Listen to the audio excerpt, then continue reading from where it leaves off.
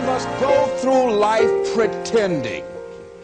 pretending that we're satisfied where we are, pretending that everything is okay, pretending that we don't have any special goals or ambitions or desires, when really deep down inside we do really want more. Find out what it is you want and go after it as if your life depends on it. Why? Because it does. It's time for you to look within yourself and decide that I'm in charge of my destiny. I'm in charge here.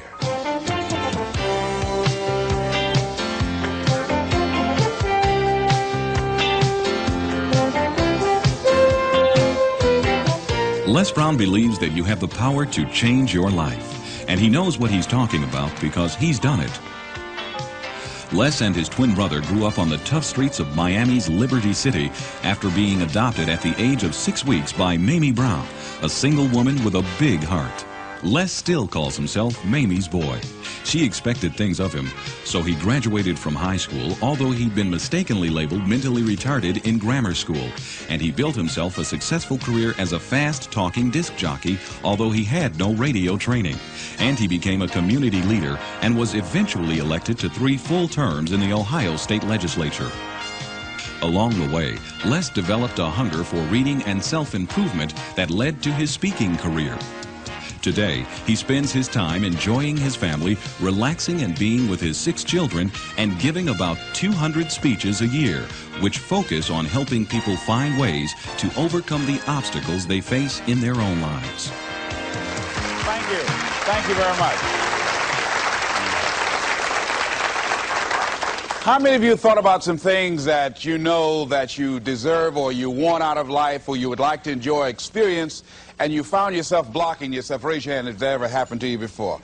All right, very good. Here's what I want you to do. Shake somebody's hand on your right and your left, and here's what I want you to say. Whatever you're seeking, it's seeking you. It's seeking you. You can have it. You can have it. Give yourselves a round of applause, all right?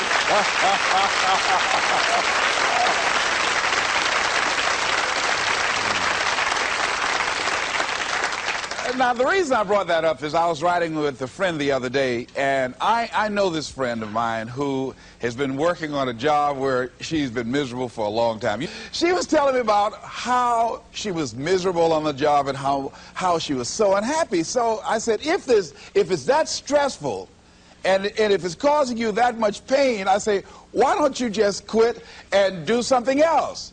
And she said something that really put her in the chorus line with a lot of other people. She said, I would, but.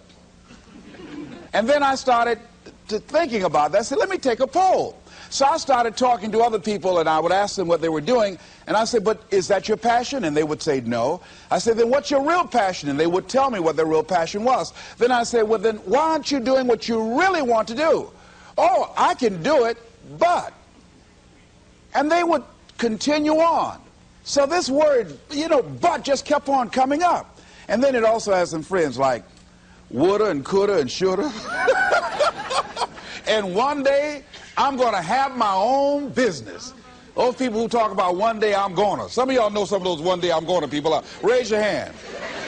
Some of you get up in the morning and look in the mirror at that person. I just tease it, all right?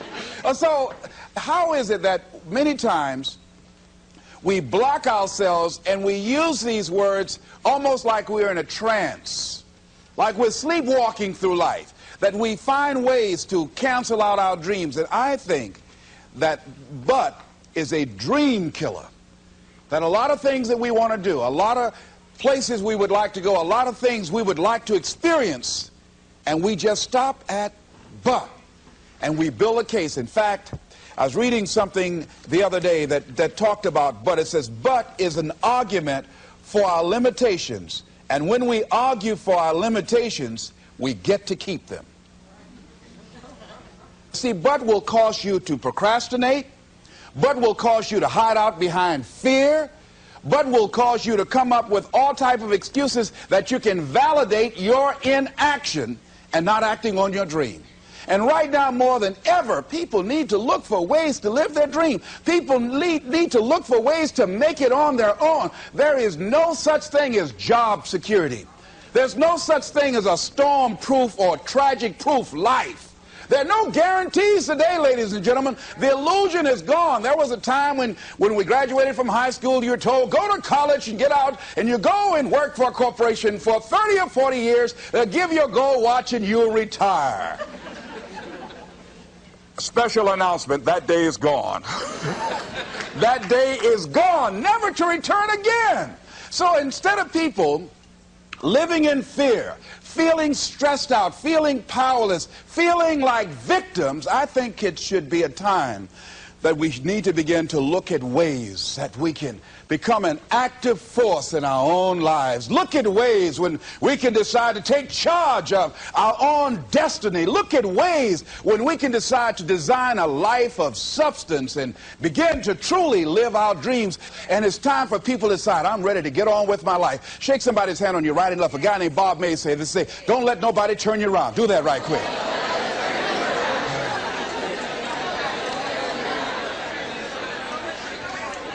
Now, you know, a lot of people say, I'm going to live my life one day when things get right. When I get all my bills paid. When I get my feet on the ground. I say, what have you been walking on? See, there are no problem-free moments. A guy named Dimples had a record one time called, If It Ain't One Thing, It's Another. And I say, if it ain't one thing, it's 12 others. Always something there to build a case on why you can't move on, why you can't grow to the next level, why you can't begin to manifest your greatness, why you can't begin to live life on your terms. Always something there to block you, to keep you where you are, and keep you from beginning to develop your true greatness. Always some fear. How do we handle it? And I'm saying that if you've been hiding out behind but, if you've been using the fact that you don't have enough money or you don't have the education, take it head on. Go get the education. I was saying to a guy the other day who was saying, I said, how old are you? He says, 47 years old. I said, your sister tell me that you can't read. He said, that's right. I said, why? Well, you know, I didn't go to school. I said, excuse me, how old are you? I'm 47. 47? Yes. And you can't read or write? Yes. Have you ever heard of adult school, adult education? Have you decided that you should learn how to read to begin to expand your world? Why are you using that as a racket?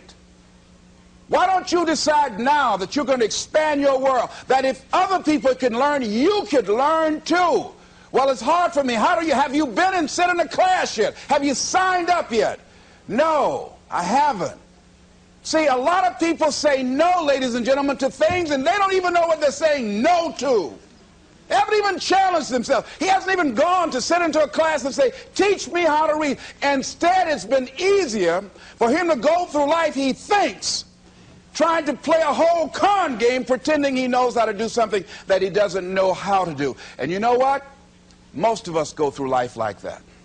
Most of us go through life pretending that we're satisfied where we are, pretending that everything is okay, pretending that we don't have any special goals or ambitions or desires, when really deep down inside we do really want more.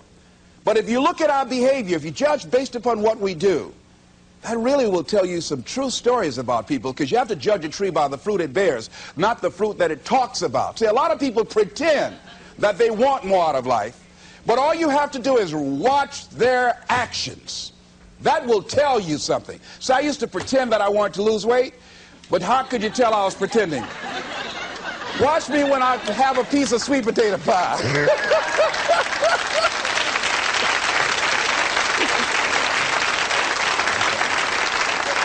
Let me get within walking distance of some peanuts, some potato chips. See, I was pretending that I really wanted to lose weight. No, you just watch what I eat. I'll tell you what I'm seriously committed to. People tell you, oh yeah, one day I want to have a restaurant. See, they're pretending they want to go into business for themselves. They're not serious. How can you tell, Les? Watch their actions. Watch what they're doing. The proof is in the pudding. So if you want to do something, if you thought about something you want to do, take it head on. Decide that you're going to start looking at it, start doing research on it, start tackling it, Start becoming involved in whatever and wherever it might lead you to begin to explore the possibilities in that particular thing that you're seeking, so that you can begin to learn all you can about it. Decide that you're going to face it, that whatever shortcomings you have, that you're going to strengthen yourself there. Whatever training that's required, that you're going to go get that training, that you're going to get started right now. George Washington Carver would say, do what you can, where you are with what you have, and never be satisfied. S.B. Fuller used to say, and you heard Joe Dudley talk about, always strive to be more than that which you are. Yeah, don't get satisfied with yourself. Always know that wherever you are, you can enjoy more, that you deserve more. But most people, you know what they do? Most people go through life quietly and safely, tiptoeing to an early grave. Find out what it is you want, and go after it as if your life depends on it. Why? Because it does. People that have found their passion, people that found the things that they love, people that have found the things that they can pour their lives into, those people live longer. I was in New York and I had to do a seminar at a special church, and a guy by the name of Reverend Johnny Youngblood. And I said, how is it that you were able to build this big housing facility and got all of the various community and religious groups together to have this dwelling for 2,000 residents that were once homeless? How were you able to take on this responsibility? Wasn't it overwhelming? He said, the kind of work I do, he said, it's in me. I've got to live what's in me. And I think that's everybody's desire in life.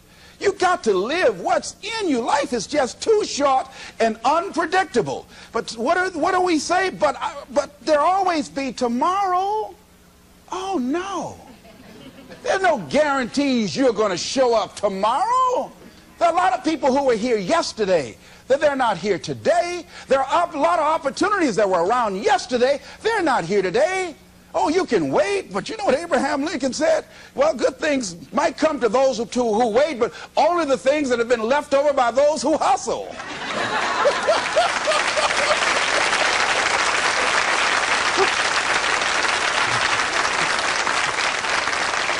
So who want to go through life picking up leftovers? You deserve much more than that. The leftovers is somebody has left you. So take it head on, begin to explore it. Here's something else. Decide to do it now. Decide whatever you want to do, that you are now going to become actively involved right now, exploring the possibilities for you. That you're going to look at it and do just a little bit of it right now. When I decided to become a speaker, I didn't just quit my job and just ran out and say, I'm a motivational speaker. No. What I did was, I decided to start looking at other people that were involved in the speaking profession. I volunteered to work with some speakers so that I could learn. Whatever you want to do, get your feet wet. Gain some experience doing some volunteer work in the area and find out whether or not this thing you want to do will fit for you. A friend of mine told me he wanted to have a restaurant. I said, have you ever operated a restaurant before? He said, no. I said, well, really, you don't even know if you want one. I said, what's your expertise? What do you bring to the table? He said, I can cook real good. I said, well, what about the management side?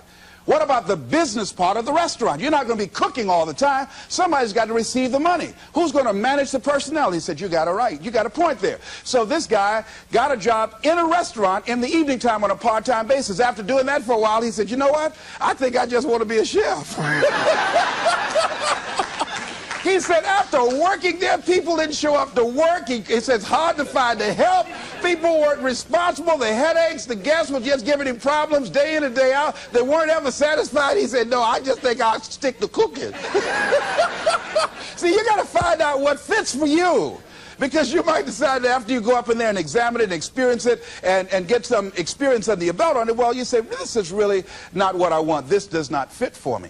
So decide that you're going to do that. Now, John H. Johnson said something that's very important. He said, there's no defense against an excellence that meets a pressing public need. See, whatever you decide to do, look at it and find out what is it that I have that I could bring to the table that can begin to enable me to ensure that I could be successful in this. Where is the opening for you? There's room for you out here. Out here in the arena called life, there's room for you to come out and live your dream. Don't allow but to keep you in the corner or keep you up in the bleachers looking at life, being a spectator, not being a participant, making a difference in life. I believe that all of us came here with something. All of us showed up to give something, and that nobody but nobody's going to give that service that you have to give. No one's going to produce your product. No one's going to write your book. No one's going to open your academy. No one's going to begin to create your daycare with a special curriculum to help to cultivate the high self-esteem in our children. That's your idea. And if you don't bring your idea out here, when you die, all of us will suffer because we've been deprived of your genius because you allowed but to keep you in the bleachers and not pursuing your greatness. You take it to your grave with you. And that's what most people do. I think that's why the guy said that many people die at age 21 and don't get buried until they're 65. They're walking dead. You can tell them by the way they walk. How they look in the face. When they speak to you. I was giving a speech at this high school, and a lady came after school. She said, "Mr. Brown, I want to talk to you about my son." I said, "What is it?" She said, "He's not motivated." I said, "I wonder why."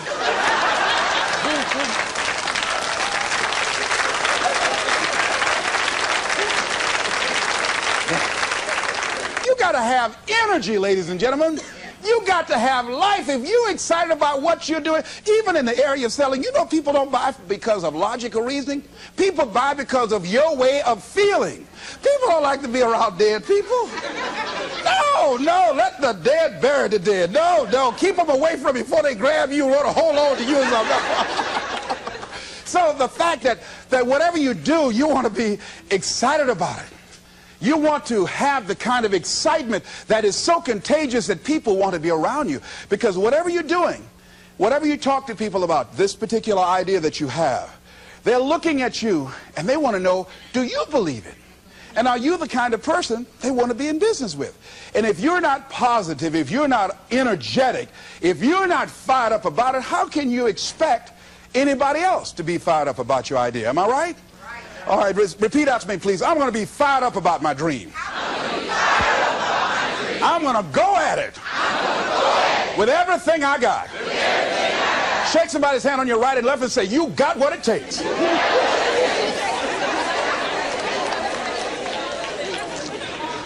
There are a lot of people who say, "But I tried once or twice and it didn't work out." And so they use that as an excuse not to ever come out again. Guy said, if at first you don't succeed, you're running about average. So if you have come out here with an idea and it didn't work out 2 or 3 times, well, that's all right. You're running about average. You know, I heard something, a jarring question. It says, why is it that people prefer known hells to unknown heavens? You know why? Because it's comfortable, ladies and gentlemen. I remember I was in a service once, and I heard Dr. Johnny Coleman give this example. She talked about a man who had been captured behind the enemy lines in a war and was sentenced to be killed or another option. The captain said to the guy, "Listen," he said, "tomorrow morning at 6 o'clock you can face the firing squad, or you can go out this door over here." And the guy said, "What's out the door?" He said, "No one knows. All we can tell you is just unknown horrors."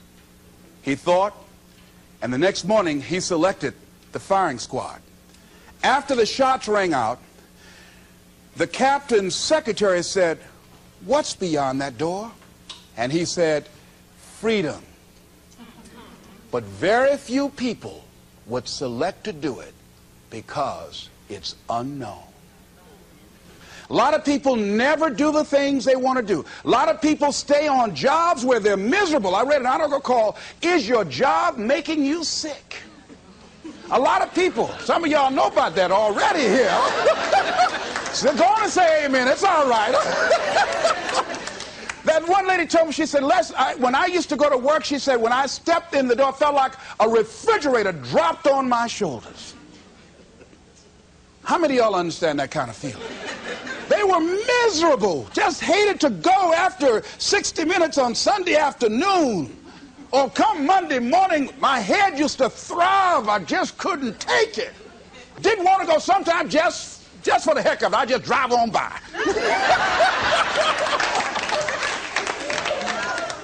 I used to hate to go to work. Many of us choose an active living death. Many of us are walking dead. The walking dead. That we're not doing what we want to do. Many of us stay in relationships where we're dying together rather than growing and expanding and living together. We're miserable, but because we don't have the courage to see ourselves beyond that relationship that has turned toxic, we go through life living dead people. And you can always tell couples that have been together for a little while. Go in a restaurant, the ones sitting side by side, giggling and talking to each other, feeding each other with their fork and spoon, they just got together for 1 week. You see them in the car, they're sitting all up each other, hugging and stuff. Oh, they've been together about 3 days, all right? But if you see people sitting in a restaurant, see a couple, and they're sitting in front of each other. Takes so long for this food, I wonder when they're going to hurry up. Those are the married ones. But what if I know people have been married for years, living in 2 separate rooms, sleeping in 2 separate beds? Well, it's cheaper to keep it. Not necessarily. It's according to the price you want to pay. See, the price of peace of mind, the price of living the truth, of being honest with yourself and say, wait a minute, it's got to be more than this. So you've got to decide, wait. Even if things don't work out, even if I experience defeat or failure, that does not make me a failure. It's a difference between failing and being a failure. If things don't work out, if you don't produce the results you want, that's all. But don't confuse who you are with the results that you produce. I used to be a state legislator in Columbus, Ohio. And I remember once I was going to introduce some legislation on the floor, and after getting that legislation passed, a guy came up behind me, and he had some legislation that I opposed him on that. And I was about to stand up to debate this guy, and the guy next to me said, excuse me, don't debate that guy. Why? Do you know who that is? I said, no. That's Will Kosky from Toledo. That's a bad dude. He's a lawyer, Les. That man can debate. I don't care. I'm Les Brown, Mamie Brown's boy.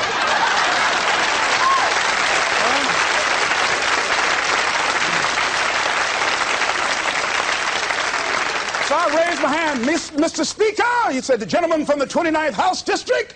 I said, yes, sir. To tell the gentleman I'd like to take him on. Challenge him on this legislation. He said, Will Kosky said, I would more than like to, Mr. Speaker. Everybody would say, whoa. I asked him some questions. He responded.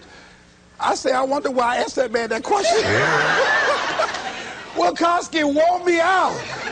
I mean, I was so embarrassed, I just limped back to my room with my yes, I can attitude. However, here's what I learned. When you win, see, if I win a debate, I win because of what I know.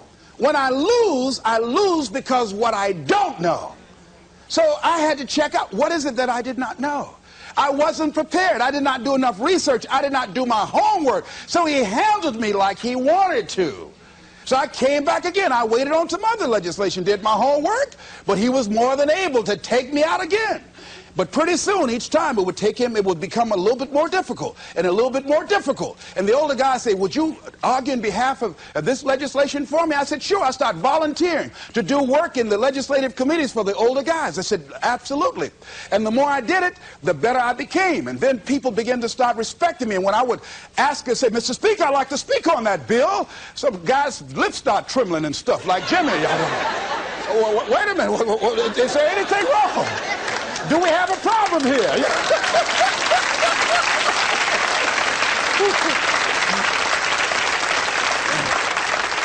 But if I wasn't willing to be humiliated, if I wasn't willing to allow myself to be embarrassed, if I wasn't willing to be debated and defeated, if I wasn't willing to look at it and say, well, I'm just not good as I'm going to be. You know what that lady say? Lord, I ain't what I want to be, ain't what I'm going to be, but thank God I sure ain't what I was.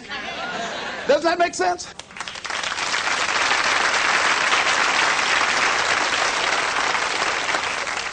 See, you want to learn all you can in life. You've got to be willing to experiment. You've got to be willing to learn to dance with life. You know, Larry DeAndre said, if you don't learn to dance with life, life will pass you by and get another partner. I'm saying you're going to have to dance even if you don't want to. You're going to have to dance with life. So you might as well learn you some steps, because it's going to drag you out on the floor anyhow. So you better get out there and try to do the twisters. Try to do something, say, life is just looking all right. Because life going to put some knots on your head anyhow. I mean, he'll come up in the bleachers and slap you before everybody. That's why. That's called life. No one is immune. Just think, just over a year ago, everybody's talking about Donald Trump. He was a darling of America, the American dream fulfilled. Just over a year ago, less than 2 years, everything that people were bragging about, this wealthy, invincible American figure, look what has happened now. Everybody, no one is exempt from that. I was talking to a friend of mine by the name of Maria. And Maria, who was diagnosed as having muscular dystrophy at age 15 and wheelchair bound, figured that enough had happened to her. She was somewhat immune, she felt, unconsciously, from any more accidents or misfortunes in life. Her wheelchair malfunctioned. She fell out, suffered a closed head injury, almost went blind, lost her memory and concentration for a long period of time. She said, on that day, Les, I decided to live. I said, why? She said, life is about today. She said, I felt because what had happened to me, I was exempt somehow. No. Life will knock on everybody's door. I don't care who you are, care how nice you are. Life will come get you.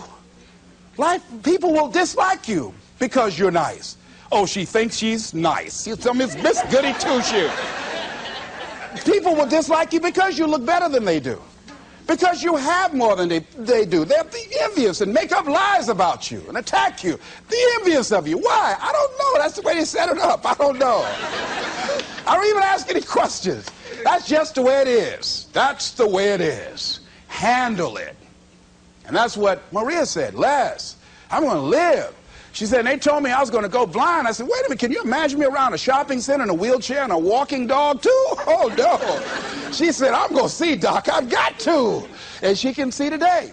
That willpower, that determination, very positive, upbeat person. I say, but don't sometimes you feel sorry for yourself, and don't you wish you had the capacity to do what other people do? She said, I don't waste my time comparing my condition with other people, one. And she said, people that suffer from a lack of motivation suffer mainly from a lack of self-appreciation.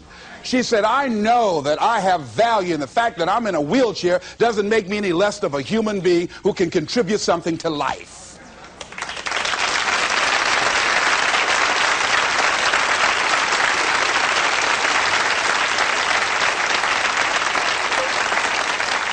And I'm saying that all of us can begin to affirm that my life is worthwhile. Doesn't matter what I've experienced.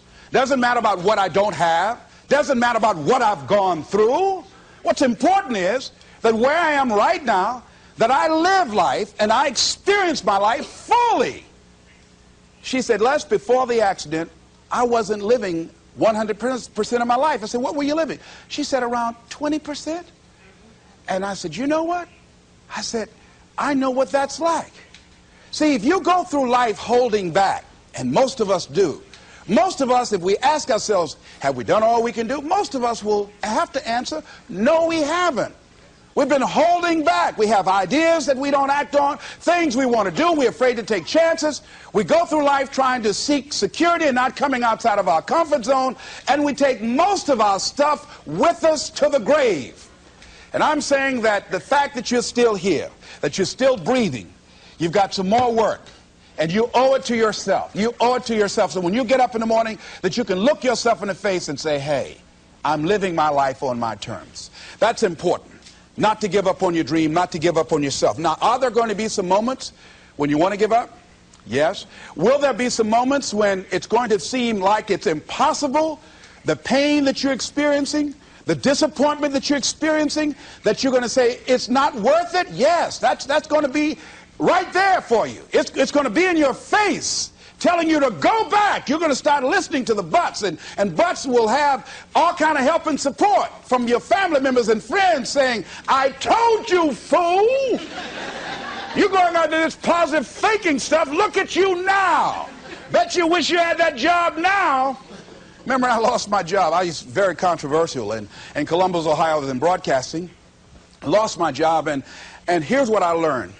That you've got to immediately start using your energy positively.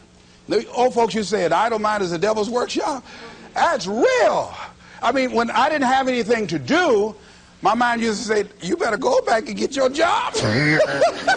Why did you just shut up? Always running your mouth. Quack, quack, quack, quack, quack. Why did you just hush? You'll be working right now.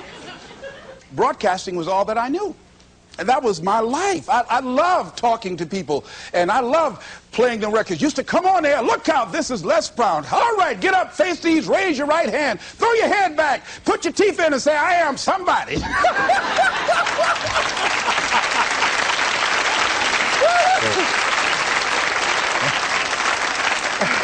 Now here's what you discover when you're real good at what you do. A lot of people will find you to be a threat. They want to hire you. Oh, they want people in there they can control or dominate. So if you're a high-powered person, sometimes that can be a liability for you. So it was difficult for me to get a job in broadcasting. Did not get a job in broadcasting. Had to take another route. Had to begin to use my talents and abilities in another area. Wherever you are right now, I'm saying to you, you've got at least 3 or 4 or 5 talents that you are not even aware of right now.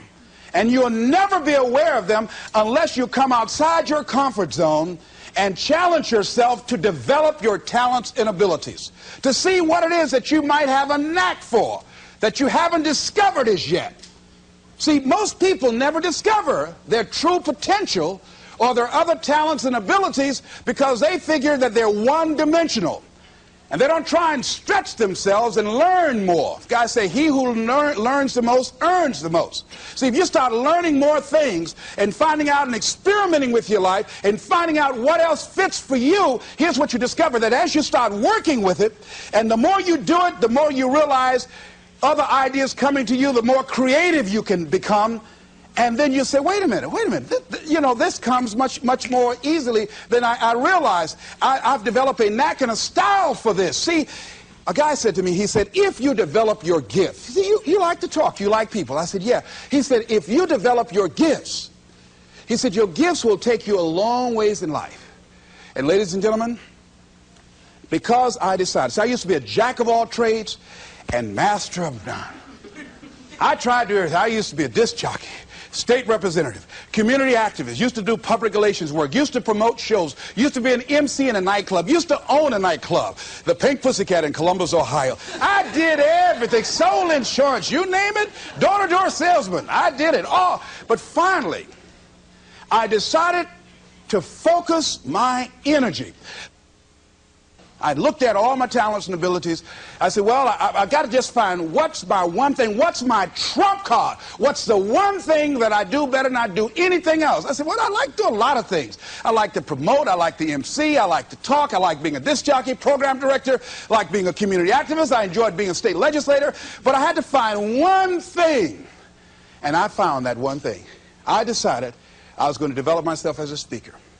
And I started following other speakers around. I started doing research. I would read about Marcus Garvey, Frederick Douglass, Booker T. Washington, Winston Churchill. The truth is incontrovertible. Malice may attack it, ignorance may deride it, but at the end, there it is. Carlyle, truth crushed to earth, shall rise again. I would follow Dr. Otis Moss. I read what Dr. Martin Luther King said. He's the greatest preacher in the world. I used to follow him. Of Charles Adams out of Columbus, out of Detroit, Michigan.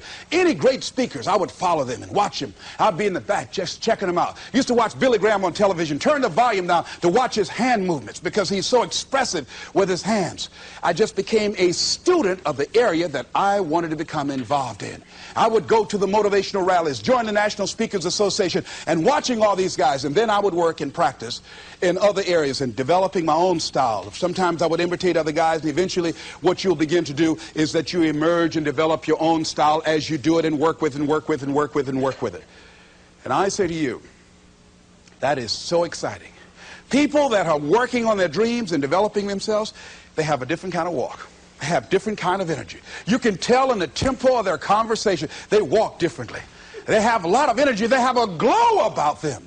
People that aren't working on their dream, see, you can tell in how their movement, their body language, their voice conversation, they're real slow. Hey, I'll just call. I wasn't doing nothing. Thought I'd call you.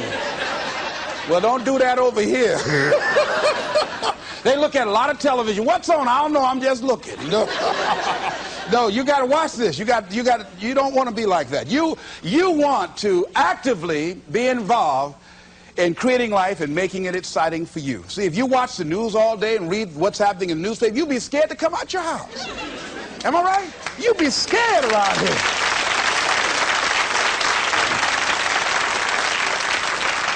See, you got to keep the little boy and the little girl alive in you. See, most people don't smile. You know that? Just smile. Just smile sometimes. You know, even if you're homely, you look good when you smile. Watch good.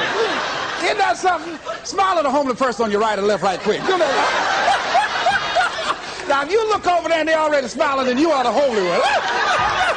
I'll just play it. I'm glad to be alive.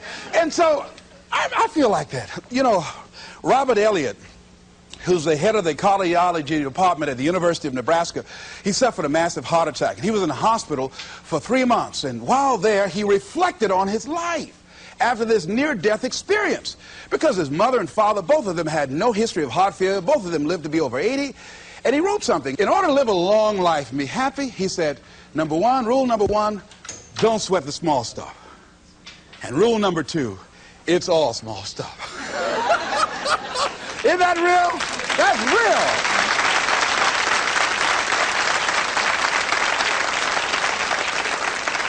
See, if you're working on your dream, sure there are going to be times you're going to want to give up. Sure there'll be times in life I'll knock you down and catch you on the blind side. But the challenge is to hold on.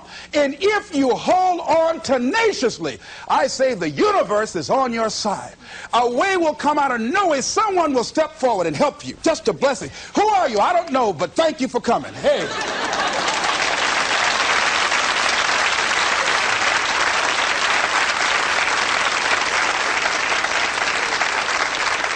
So don't allow the difficult and challenging times to demoralize you. I love to quote this guy, Charles Udall. He said, in life you will always be faced with a series of God-ordained opportunities, brilliantly disguised as problems and challenges.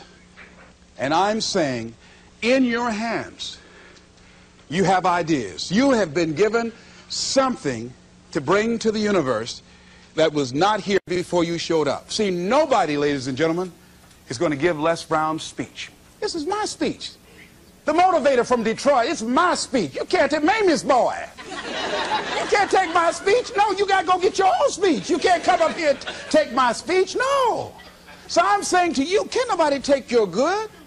See, that which is meant for you has your name on it. No one can take your good from you.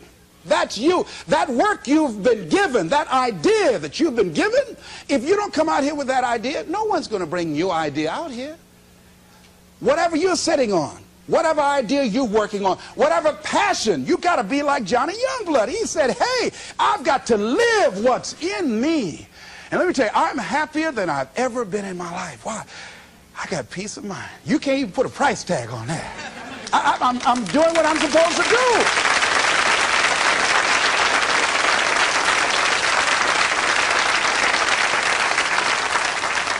And I say to you, the universe is calling you. A young lady wrote me a letter once after hearing me speak in Detroit, and I had just finished working with some kids, and it really was a short letter. It was a short letter, but powerful. And the letter read, she said, the voice of greatness has called me, and I'm afraid to answer. Ooh. I felt that. I know what it is not to answer. See, I could have been doing this years ago, but I was afraid to answer. I had these buts that I was hiding behind. Like Gideon, I didn't want to come. Not me, not me. I'm not good enough. I'm not. Wait, let me get ready. Let me get ready. You know, you ever seen those perpetual students? Oh, let me get ready. Let me get ready. Got a friend named Carolyn, been going to school 10 years. Got all kind of degrees. Ain't doing nothing in life. You know, I'm saying answer your call. The universe is calling you. Here's something about life. You can't get out of it alive. Hello? You can't get out of life alive. Live now, like Maria said. Live your dream now. So, the other night I had a funeral, and I don't mind doing it again. We buried Bud. We said, Bud, you won't have no place in our lives no more. These dreams you've been killing. Oh, Bud, you ain't gonna kill no more dreams up here.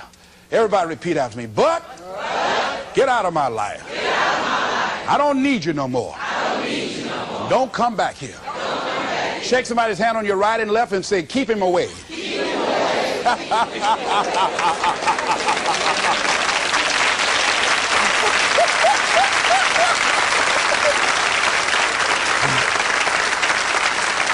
So finally I say, look at your life and decide that my life is beautiful, that my life is meaningful to me. I'm not exactly sure what I want to do, but because my life means so much to me, and there are no guarantees in life, I'm going to live as much as I can each day. I'm going to do what I can where I am right now. And whatever I shared with you, I read a book called It Works If You Work It. That's what Johnny Coleman said. See, if you don't decide to act on your dream, if you don't decide to make a decision to live your life, if you don't decide to step into your fears, if you don't decide to say yes to your life, it will never work for you. The time for just wishing is past. Time for doing, that's the time right now. Time for acting on your dream, holding on courageously, as Winston Churchill said, and not lose enthusiasm. Time to face yourself and talk to yourself in the mirror. Time to look around and become creative and see what need or service that you can provide with high standards so that people will talk about you being a master at what you do because of the commitment of pride and excellence and high standards that you've set for yourself. It's time for you to look within yourself and decide that I'm in charge of my destiny. I'm in charge here. And I'm not going to allow anybody to turn me around. I am determined that I'm going to make it. And here's something, ladies and gentlemen. When you make it important, it's not a preference. It's not negotiable. It's a must. And when you decide, I'm going to do it, regardless of the opposition, regardless of the difficulties, I'm going to make this happen because it's important to me. I'm saying the universe will yield to you, and life will never be the same again. Live your dream. This is Mrs. Mamie Brown's baby boy, Leslie Calvin Brown, saying it's been a plumb pleasing pleasure as well as a privilege. Thank you all here. Thank you very much.